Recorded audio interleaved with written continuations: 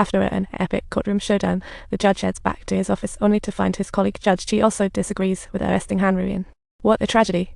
If she's not the killer, the 16-year-old girl might become famous, and some might weep for her innocent life. Judge G finally solved this tricky problem by meeting the first cop to encounter Bai Chengyu, real Operation Mask. The cop said Bai Chengyu looked terrified upon entering the station. Didn't even think about confessing until he turned around and looked like he saw a ghost. Judge G broke into a cold sweat. Across stood the suspected killer, Han Ruien. Judge G finally believed it was the dream. They split up to drag Han Ruien to court. Judge G zoomed to a house, while Judge Shen raced like the wind. At the internet cafe Han Ruien often visited, Judge Shen unexpectedly ran into Bai Chengyu's furious mom. As he hit the gas, she shut her eyes like she was about to fight a monster.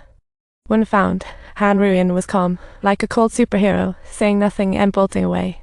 Using her knowledge of the terrain and her boundless energy, she galloped away from Judge Shen like a runaway pony, but he was hot on her heels.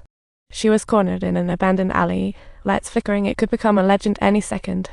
Judge Shen had to pull out his phone to investigate. Was it an adventure or surreal? The lockdown gate drove the little demon crazy. Knowing she had nowhere to run, she had to follow it to the court, but her parents in America sent her a lawyer like it was a game show prize. Han Ruien pretended innocence, but her eyes glinted like a possessed spirit when she looked down. Totally gave her away. She quickly denied the evidence Judge Shen found under the lawyer's guidance, but he had a strategy ready. He was about to drop a bombshell. Is she crying for sympathy alone? Then let's proceed with a psychological attack. The lawyer immediately sensed the situation was turning sour and hastily declared that it was already too late to conduct the interrogation. Judge Shen revealed the surveillance footage from the crime scene, declaring that someone's guilty. This was also a killer move. Han Ruien had been suspended from school for bullying but was still hanging out at the internet cafe. That alone denied her. Han Ruien cursed in fury, her lawyer almost ready to give up. Since they've decided to arrest her, why not wait until tomorrow? That night, she couldn't sleep at all. What a drag. Not just Han Ruien, the victim's mom lay in bed for days, not eating. Every time she reminisced about the past, it felt like a knife was twisting in her heart, an incredibly poignant experience, truly a blend of tragedy and comedy. The next day, the minister learned Judge Shen had summoned Han Ruien without asking. Furious, Judge Shen also snapped. Two juveniles trick the public and police. If the court doesn't expose it, they'll become bolder. What if they grow up to be even more reckless, causing harm to innocent people without discrimination? Who will ultimately bear the consequences? It's truly concerning. The minister had nothing further to say on the matter. Back in the office, Judge Shen clarified the interrogation's direction. Bai Chengyu's testimony was the breakthrough.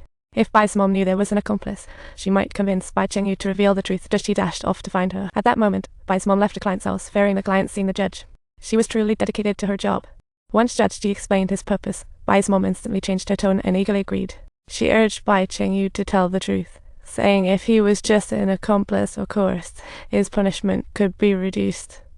Meanwhile, their chat records on social media were also uncovered, and the content was downright boringly ridiculous. The two frequently tortured little cats for fun. Judge Shen ordered colleagues to check for other social media. As everyone searched for the truth, Han Ruien's lawyer cast a spell, unleashing media frenzy. He claimed Judge Shen had a terrible attitude, always dishing out the heaviest penalties regardless. Han Ruien even called to complain, causing a stir at the court, resulting in Judge Shen getting replaced. Her parents were living it up in America, hiring a whole pack of lawyers to defend their daughter. Even Minister Jiang was surprised to see such a fancy legal team in juvenile court. Of course, Han Ruien had nothing to say, but the judge had already recovered her deleted chat records. On the day, she asked Bai Chengyu for his address, and he retorted if he was alive. Shortly after, the surveillance caught Han Ruien entering the elevator. What a surprising move. The info and footage confirmed the first fact. Han Ruien lured the victim. She really is something else. Second, she and Bai Chengyu were not just lawbreakers, but had it all planned out.